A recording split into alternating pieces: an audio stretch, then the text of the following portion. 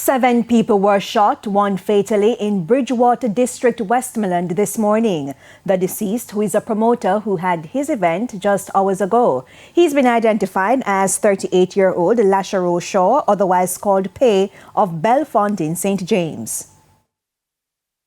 And persons were in the process of cleaning up after the party when a white Toyota Axio motor car drove up. 3 men alighted with handguns and opened fire.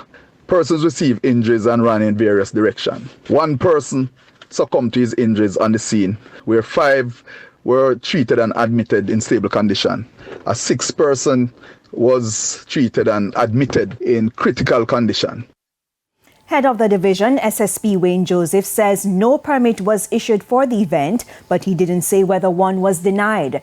SSP Joseph adds that gunmen are using public events to launch their attacks and unsuspecting patrons get caught in the crossfire. Do not permit some parties because we have to do security checks and risk assessment.